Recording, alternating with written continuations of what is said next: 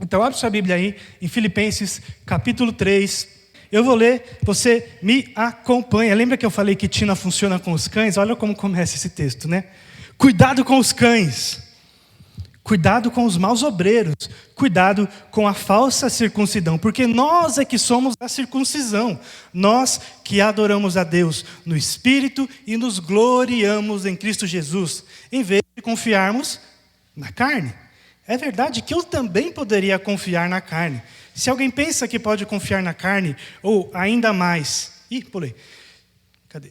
Se alguém pensa que pode confiar na carne, eu ainda mais. Fui circuncidado no 8º dia, sou da linhagem de Israel, da tribo de Benjamim, hebreu de hebreus, quanto à lei eu era fariseu, quanto ao zelo, perseguidor da igreja, quanto à justiça que há na lei, irrepreensível.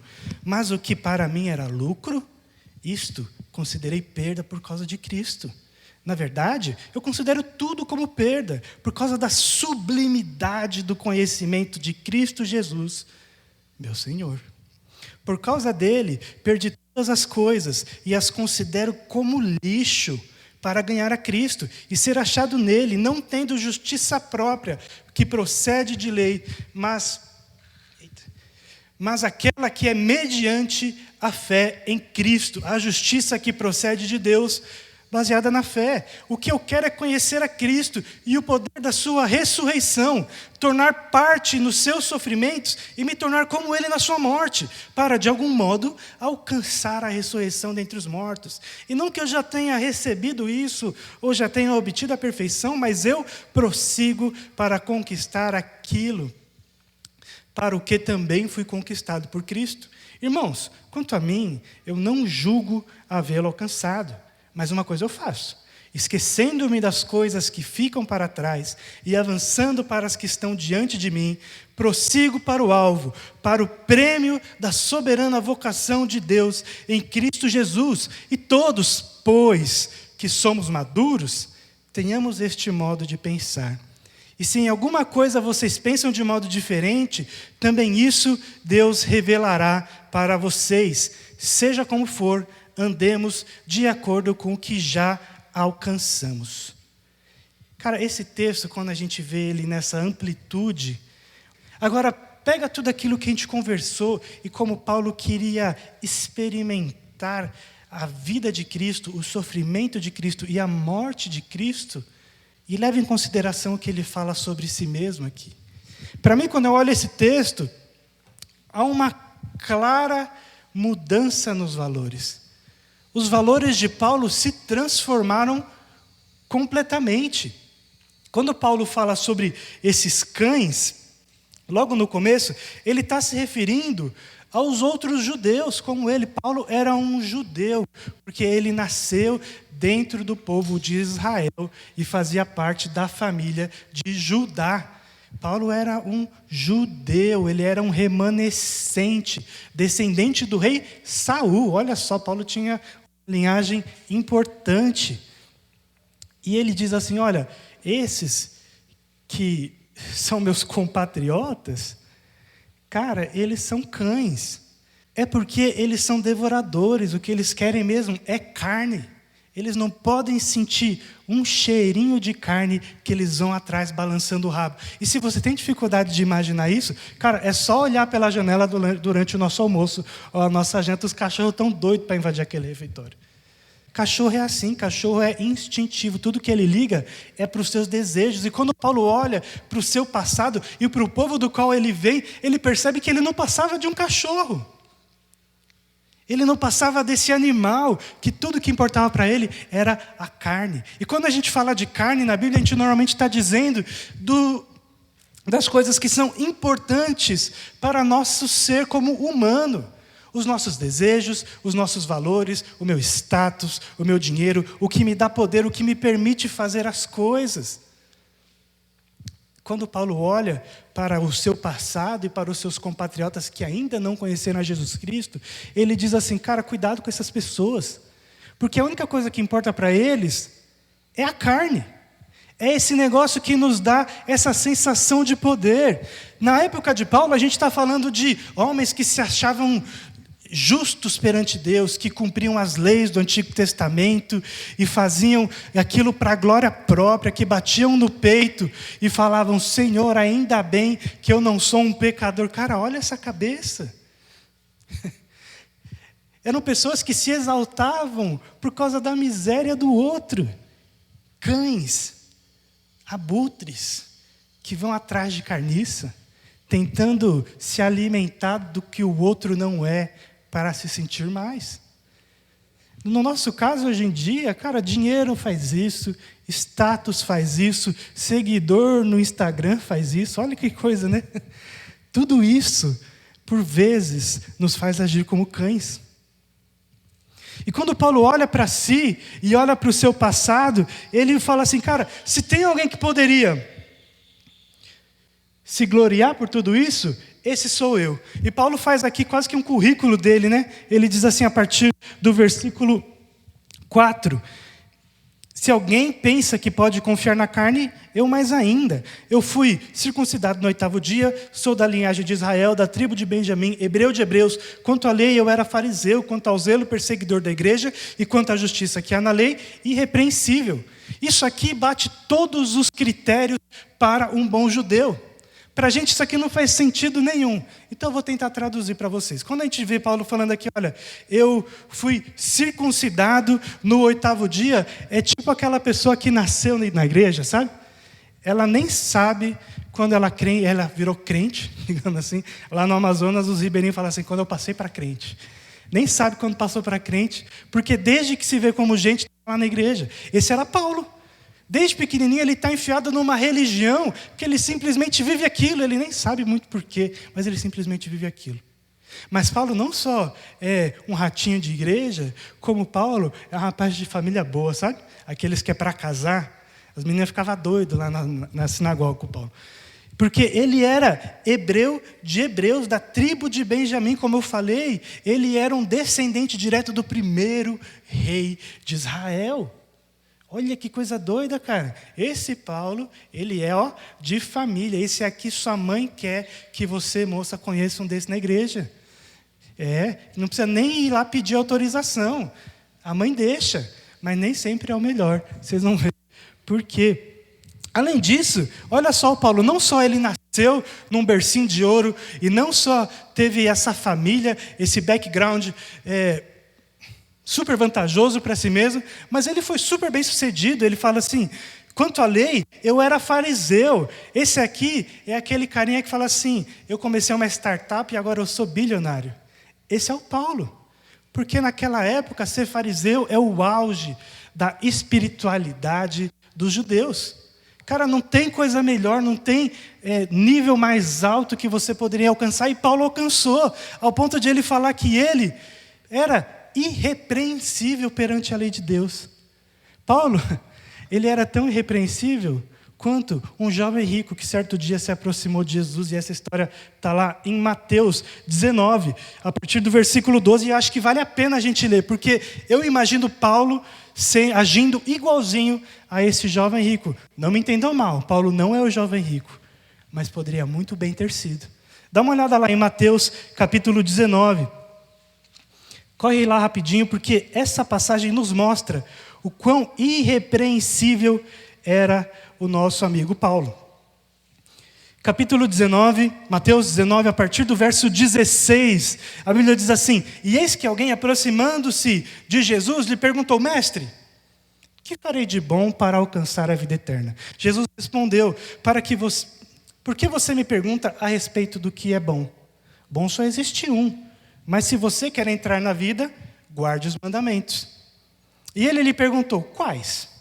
Jesus respondeu: não mate, não cometa adultério, não furte, não dê falso testemunho, honre o seu pai, a sua mãe, e ame ao seu próximo, como você ama a si mesmo. E olha só o que o jovem rico disse no versículo 20.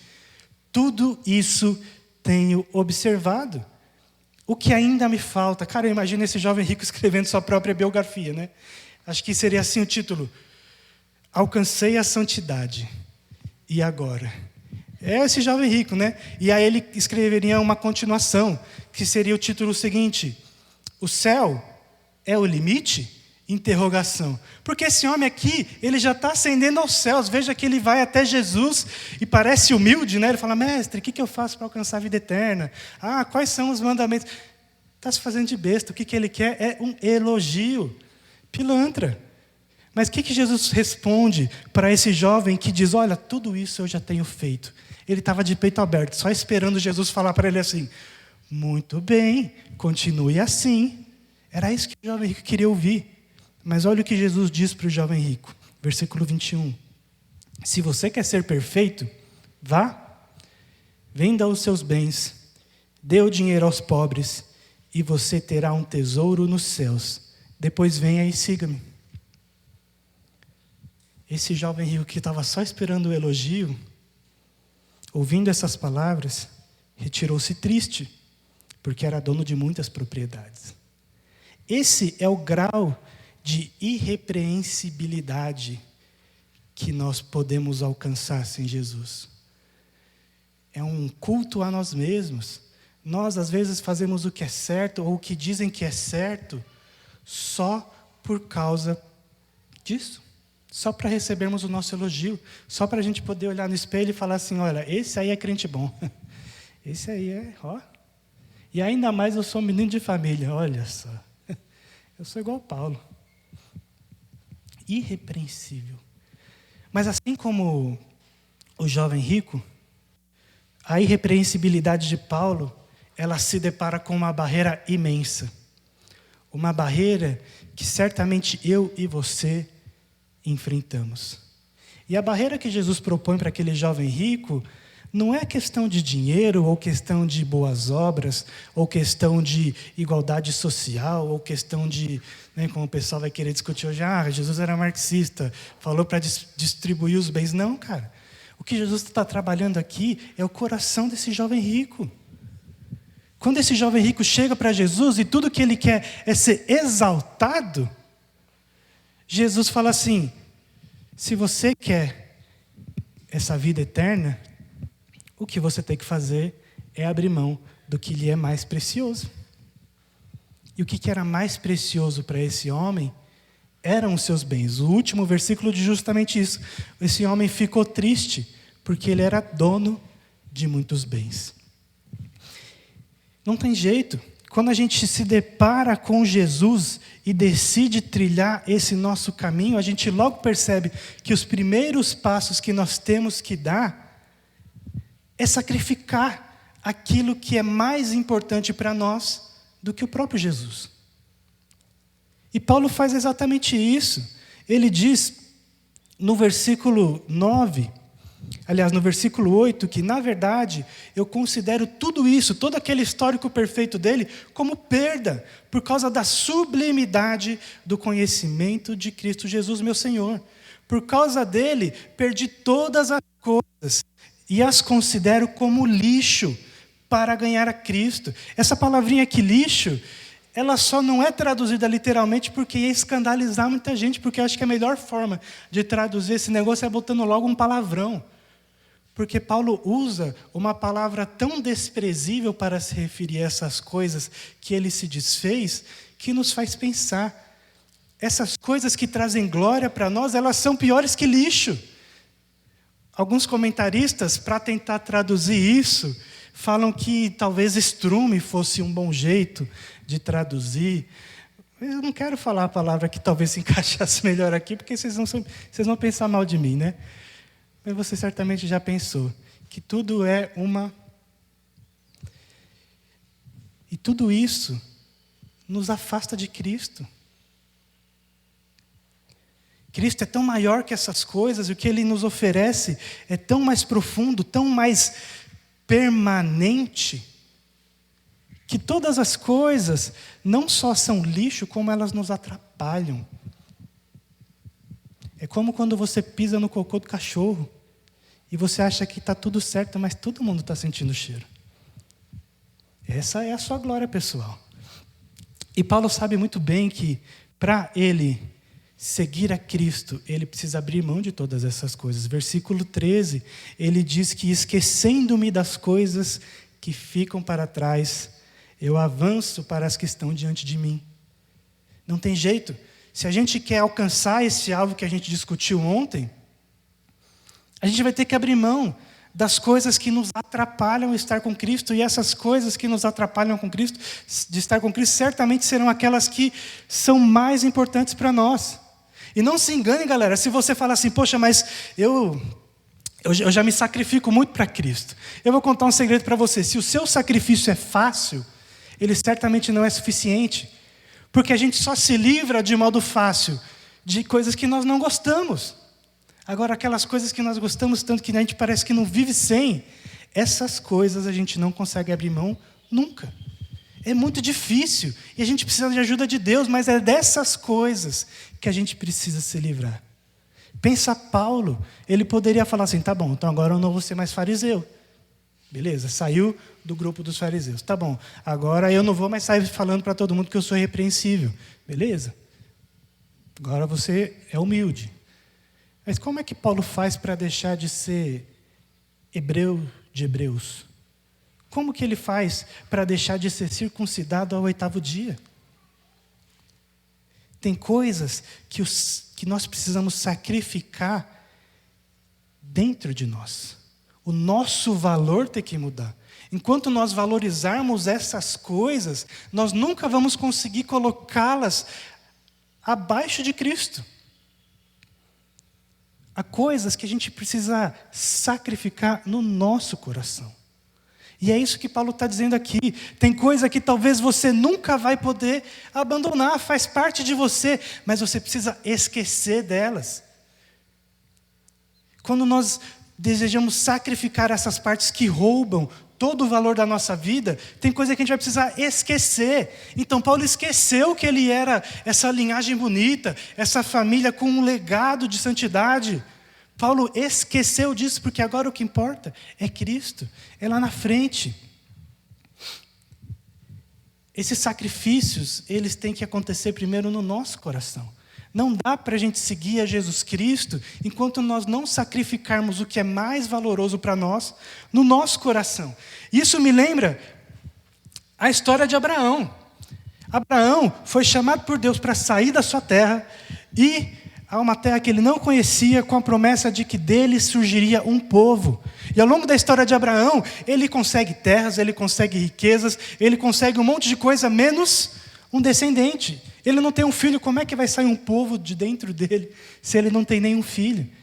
Essa ânsia no coração de Abraão por ter um filho, é o que levou Abraão a pecar no texto bíblico, a mentir, a ter relações sexuais com outra pessoa que não a sua esposa. Esse anseio, e olha só, deveria ser um anseio santo, não é? Abraão está buscando algo que Deus falou que ele teria. Mas Abraão valorizou aquilo mais do que o próprio Deus. Até o momento que Deus confronta Abraão, e Abraão tem que se arrepender dos seus pecados. Até o momento que Deus concede a Abraão um filho, Jacó. E quando Deus concede a Abraão o seu filho, poxa, agora vai, porque Abraão já tem terra, ele já é rico, já tem descendente, agora começa essa grande nação. Mas essa grande nação, de repente, encontra um empecilho, porque Deus chega para Abraão e fala assim, Abraão, levanta e leva o seu filho para ser sacrificado. Eu quero que você ofereça o seu filho em sacrifício. E às vezes a gente pensa, nossa, por que Deus fez isso, né? Por que Deus vai pedir para sacrificar o filho que Ele mesmo deu, que Ele tinha prometido? Porque o grande desafio para o projeto de Deus naquele momento, sabe o que era? Não era o filho, era o coração de Abraão. No coração de Abraão, aquele filho era mais importante que tudo. E se Abraão não fosse capaz de sacrificar aquele filho, o filho seria o Deus dele. E não o nosso Senhor. Quando nós vemos Abraão nessa situação, infelizmente a gente conhece o fim da história. A gente sabe que quando Abraão chegou lá para sacrificar Isaac, eu falei Jacó, né? Desculpa. Quando ele chega lá para sacrificar Isaac, Deus manda uma provisão. Deus manda um cordeiro para ser sacrificado no lugar de Isaac. Porque o que importava não era matar o filho de Abraão, mas matar matar esse amor idólatra no coração de Abraão. Esse é o sacrifício que Jesus quer de nós. Nós precisamos sacrificar esses valores maiores no nosso coração primeiro, para depois conseguir seguir a Cristo. Quando a gente fala de sacrifício, a gente está falando de valorização. E eu só consigo valorizar algo se eu desvalorizar outro. Eu só consigo valorizar Jesus Cristo se eu conseguir tirar o valor das outras coisas da minha vida. Porque Cristo tem que ser o mais valoroso. Nós não temos, e presta atenção nisso, nós não temos uma quantidade infinita de valor para dar às coisas. Sempre vão ter coisas que são mais valorizadas do que outras. É como uma balança. Agora, se eu quero que Cristo seja mais valorizado, eu preciso tirar valor das coisas que não são importantes, mas talvez sejam preciosas demais para mim, e colocar em Cristo. É uma troca de valor. Sacrificar é uma troca de valor no meu coração. E sacrificar também é uma libertação. E olha só que coisa doida, porque um homem chamado Tozer, ao falar dessa história de Abraão, ele diz que Abraão de repente se viu preso ao seu amor pelo seu filho. Abraão não podia seguir em frente. Abraão era um dos homens mais ricos da época. Abraão era tão poderoso, mas tão poderoso, que ele foi capaz de derrotar uma coalizão de 4 reis, sozinho. O cara era muito forte, ele tinha todo o poder do mundo, ele tinha todas as riquezas, ele poderia fazer o que ele quiser, mas ele era preso. Ele era preso em si mesmo, ele era preso nesse amor pelo filho dele. E é isso que Deus pediu de Abraão. É isso que Deus pede de nós, porque Deus quer nos libertar dessa prisão que nós criamos para nós mesmos. Veja o que Paulo diz nos versículos 7 a 9. Mas o que para mim era lucro, isso eu considerei como perda por causa de Cristo. Na verdade, eu considero tudo como perda, por causa da sublimidade do conhecimento de Cristo Jesus, meu Senhor. Por causa dele, perdi todas as coisas e as considero como lixo, para ganhar a Cristo e ser achado nele, não tendo justificativa própria que procede da lei, mas aquela que é mediante a fé em Cristo, a justiça que procede de Deus, baseada na fé. Quando nós sacrificamos os nossos valores, aquilo que nos faz nos sentirmos bem diante de Deus e do mundo, nós somos libertos disso, porque na verdade esses nossos valores humanos nunca serão justiça perante Deus. Eles não passam de justificativa. É isso mesmo. Aquilo que a gente valoriza mais e que nos faz nos sentirmos como aquele jovem rico que falou, olha, tudo isso eu já tenho feito. Nossos valores humanos não passam de justificativas. Mas a verdadeira justiça só é encontrada em Jesus Cristo.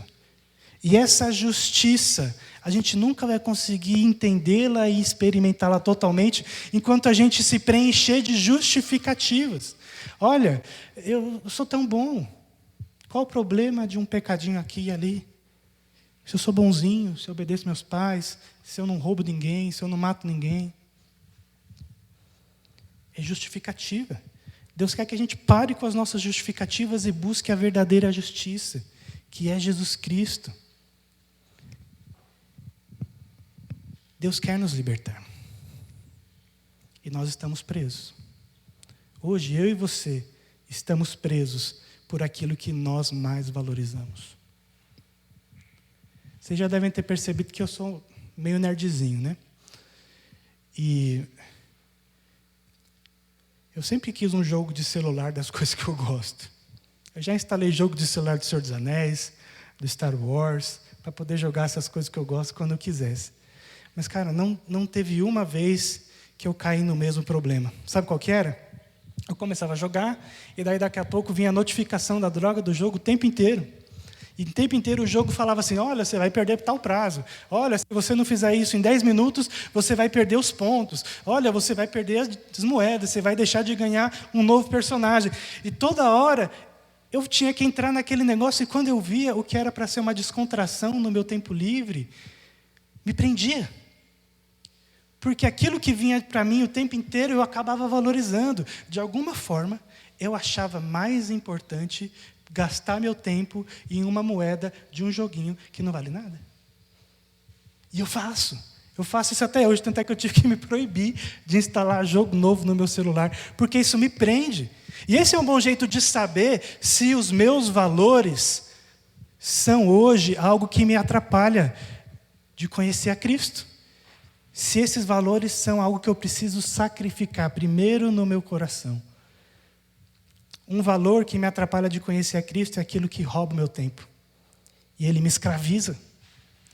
Eu perco tempo demais com aquilo. Eu sou um escravo desse meu valor. E aquilo que eu gosto acaba me usando, seja lá para quê. Mas eu sei que ele rouba todo o meu tempo. Sacrifício é nós sermos libertos dessa prisão no tempo. Essa prisão que nós mesmos criamos para nós. Veja que a gente pode ir longe demais com os nossos valores. E às vezes o nosso tempo que nós valorizamos tanto se torna uma arma não só contra nós, mas contra os outros. Quando Paulo fala do seu currículo, ele fala de algo muito complicado. Ele diz assim, no versículo 6, quanto ao zelo, eu era perseguidor da igreja. Paulo estava tão envolto naquele valor de uma santidade baseada nos seus méritos, que ele decidiu matar pessoas por causa disso. Cara, isso é louco, né? A gente acha que o que está acontecendo lá na Rússia e na Ucrânia é uma maluquice, mas é isso que Paulo está falando aqui. Quando a gente valoriza demais alguma coisa, a gente sacrifica todo o resto. Só que se a gente valoriza qualquer outra coisa, além de Cristo, os nossos sacrifícios serão destruidores para mim e para você. O que leva um país a invadir o outro? Se não a ganância, o desejo por mais terras, o desejo por mais autoridade. O que levava Paulo a perseguir os primeiros cristãos e matá-los, senão o desejo de ser o maior dentre os seus pares, dentre os judeus, ser aquele que todo mundo falava bem. Agora é interessante que Paulo, depois de se converter, depois de encontrar a Cristo, ele deixou de ser um perseguidor para perseguir outras coisas. Isso é muito interessante, porque a palavrinha grega que Paulo usa aqui para perseguidor da igreja, ele usa também no versículo 12, quando ele diz assim, mas prossigo, ou melhor, mas persigo para conquistar aquilo que também foi conquistado por Cristo Jesus. No 14 ele faz a mesma coisa, ele diz assim, prossigo para o alvo, mas talvez uma tradução melhor, porque é a mesma palavra, seja, eu persigo esse alvo. Notem que quando Paulo tem essa inversão de valores, e ele sacrifica aquilo que era mais importante no coração dele, para exaltar a Cristo, Paulo usa todo aquele potencial que ele designava a esse valor que ele tinha, para perseguir a Cristo. Agora, não perseguir para matar, mas perseguir para viver como Cristo. É muito interessante isso, porque às vezes a gente imagina, olha, eu tenho que me transformar totalmente, eu vou ter que adquirir novas práticas para seguir esse Cristo, eu vou ter que ser igual aquele pastorzão, eu vou ter que ser igual aquela pessoa da minha igreja que é toda santa. Cara, não é disso que Deus está falando. Deus está falando de um relacionamento tão íntimo entre você e Jesus Cristo, que você vira um stalker de Jesus. É isso mesmo, cara. Você não deixa Jesus em paz. E isso é uma coisa boa. Porque Jesus quer esse tipo de relacionamento com a gente. Ele quer que a gente o busque, que a gente tente ser como Ele o tempo inteiro. Que a gente persiga com a mesma fúria que Paulo usou para perseguir a igreja. Quando nós falamos de sacrifício, a gente fala dessa mudança de valores que nos liberta de uma prisão no tempo para uma perseguição contínua daquilo que é bom, daquilo que é Jesus Cristo. E essa perseguição, galera, a gente precisa lembrar de uma coisa. Ela vai nos levar à morte. Voltamos à mensagem de ontem, né? Essa perseguição não tem jeito, porque essa perseguição é viver como Cristo viveu. Mas o nosso sacrifício é garantido com a ressurreição. Em Hebreus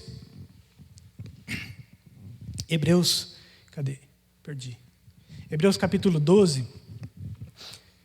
O autor de Hebreus vai dizer que Abraão, pela fé, se dispôs a sacrificar o seu filho, porque ele cria que Jesus, que o nosso Deus, reergueria o seu filho dos mortos. O sacrifício que Abraão fez, ou se dispôs a fazer, não foi baseado em uma adrenalina alta, em uma loucura, em influência da galera ao meu redor.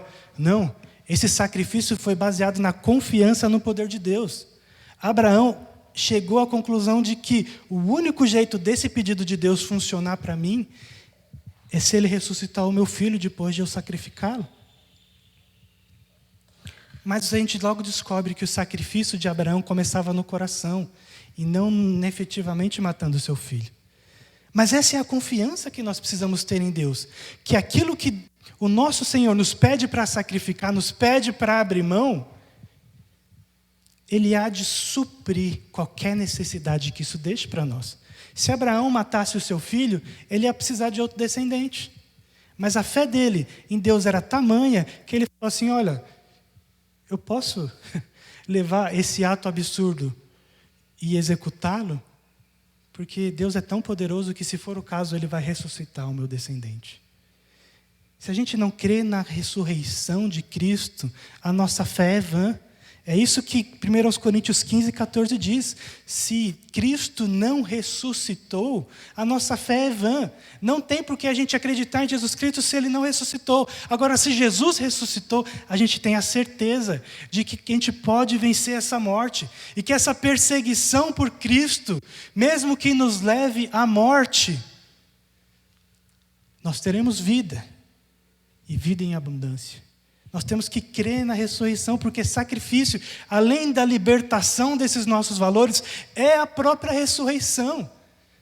Cristo voltará um dia e nos dará novos corpos, e se nós já estivermos mortos, nós ressuscitaremos. Mas no nosso relacionamento com Cristo, a gente morre e ressuscita todos os dias, cara. Porque a gente tem que matar esses valores que fazem o nosso coração arder. Nós precisamos sufocar, nós precisamos reprimir tudo aquilo que rouba o nosso tempo com Deus, na certeza de que Deus vai nos trazer vida por meio dessa mortificação. Paulo diz no versículo 16, que fecha esse nosso texto, base da nossa temporada, ele diz o seguinte: seja como for, andemos de acordo com o que já foi alcançado. Se a gente quer pensar qual é o nosso próximo passo, nós precisamos olhar para frente e nós precisamos começar a construir. Evidentemente, a gente vai falhar, a gente vai voltar aos nossos vícios, a gente vai dar algumas vezes vozes demais aos nossos valores, mas nós precisamos seguir em frente. Se a gente ficar voltando o tempo inteiro, como o cachorro volta ao vômito, nós nunca avançaremos. Nós precisamos dessa ressurreição em Cristo. Nós precisamos confiar no poder de Deus para seguir em frente. Eu preciso sacrificar o que há no meu coração, mas sabendo que a partir do momento que eu sacrifico, o que eu mais valorizo, provavelmente vai surgir outra coisa. Logo em seguida. Talvez eu gaste muito tempo, sei lá, jogando videogame, mas eu abro mão do meu videogame, o que eu vou colocar no lugar? Quer saber? Agora eu vou ouvir música. Ué? E Jesus ficou de fora de, não, tudo bem, eu vou ouvir menos música e vou ouvir pregação. Aí você abre o YouTube e você passa o dia inteiro vendo vídeo de Fail Army. Vendo a galera quebrando a cara à toa. E Cristo ficou de fora de novo. Então é um sacrifício atrás do outro no nosso coração. E essa é uma luta constante, pessoal. E esse é o nosso desafio, mas a gente tem que ter certeza de que a gente precisa matar essas coisas para dedicar tempo a Deus. E isso vai ser todos os dias. Nós precisamos sempre olhar para frente, sabendo que nós vamos de fato tropeçar, mas foi o que o Tiago falou aqui. Essa é a misericórdia. Cristo nos chamou para um caminho estreito, mas por causa do amor de Deus que é tão grande, esse caminho estreito tem, de um lado, a misericórdia e do outro a graça. Ele é tão estreito, é como andar numa corda bamba, e quando a gente cai para o lado do pecado, Deus vem com a sua misericórdia e nos perdoa, ao invés de nos matar pelo nosso pecado. Agora, às vezes a gente se acha justo demais e cai para o outro lado, acha que a gente está abalando, e Deus vem para a gente e fala assim: olha, você não é nada. Jesus vem com a sua graça, e Ele nos dá aquilo que a gente não merece, apesar da gente achar, e Ele nos coloca de volta nesse caminho estreito. Essa é a caminhada de sacrifício. É um sacrifício que anda com Cristo. E vocês se lembram que eu falei para vocês que, para a gente negociar com criança, a gente precisa mostrar algo que tem mais valor, e a gente tem que viver esse valor. Jesus fez exatamente isso. Como nós falamos ontem, o valor que Cristo traz para nós é muito maior. Mas Cristo não só tentou nos convencer, como Ele viveu. Filipenses capítulo 2 diz que nós devemos ter o mesmo sentimento de Cristo. Que mesmo existindo na forma de Deus, esse é o versículo 6, mesmo existindo na forma de Deus, não considerou o ser igual a Deus algo que deveria ser retido a qualquer custo. Pelo contrário, Ele se esvaziou, assumindo a forma de servo e tornando-se semelhante aos seres humanos. E reconhecido em forma humana, Ele se humilhou, tornando-se obediente até a morte e morte de cruz. Por isso também Deus os exaltou sobremaneira e lhe deu o nome que está acima de todo nome. Quando a gente vê o que Jesus fez, o próprio Filho de Deus veio ao mundo, Ele não só veio para nos ensinar valor, Ele encarnou esse valor. Cara, Jesus Cristo, Ele é Deus, Ele é totalmente Deus, Ele é a mesma essência do Pai. Mas Jesus entendeu que esse status, essa glória da sua natureza, era menos importante do que obedecer à vontade do Pai. E Ele se esvaziou, nós cantamos isso hoje, não foi? Que Ele se esvaziou, Ele veio à terra. E Jesus foi o primeiro a realizar esse grande sacrifício para obedecer a Deus. Jesus, Ele não simplesmente está dizendo para a gente fazer algo, Ele fez. Jesus diz para a gente: faça o que eu digo e faça o que eu fiz. Jesus foi o primeiro a sacrificar tudo.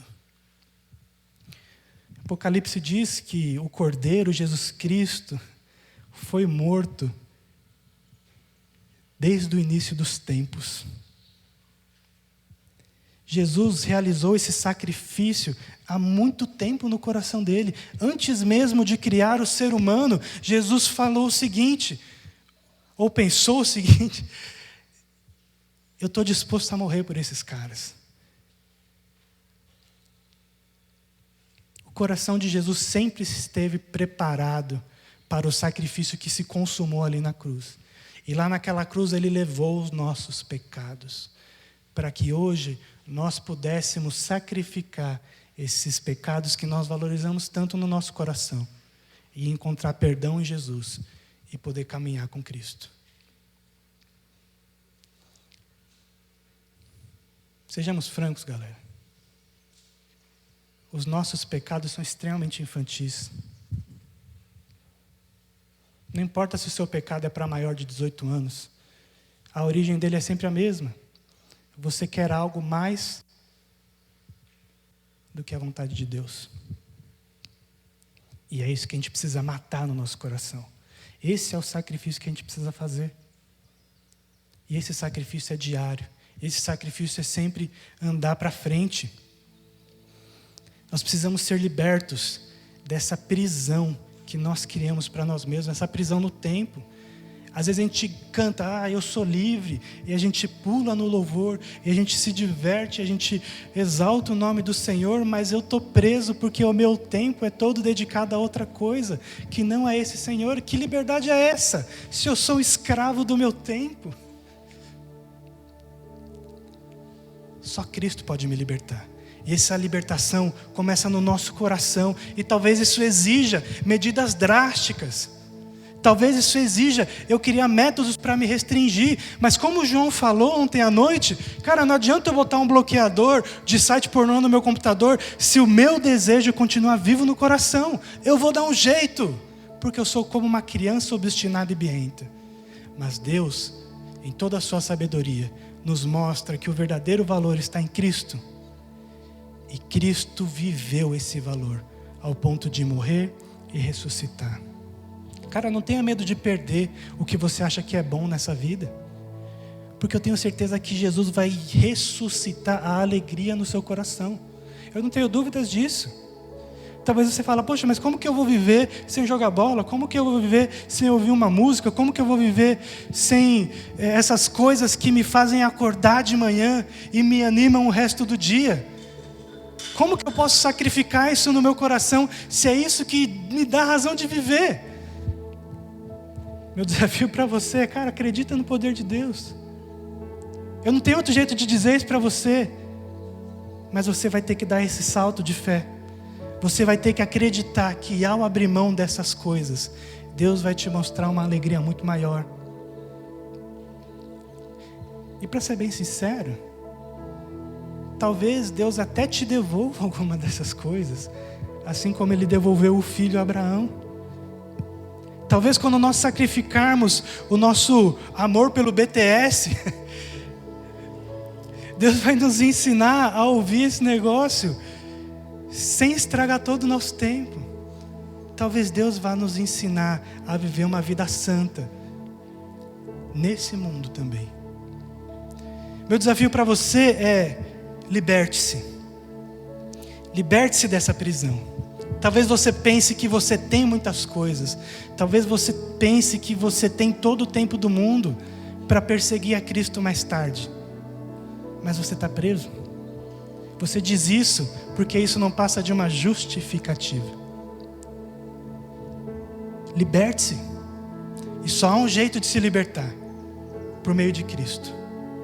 Por meio de pedir a ajuda de Jesus Cristo, para que nós possamos sacrificar no nosso coração, assim como Ele se sacrificou por nós.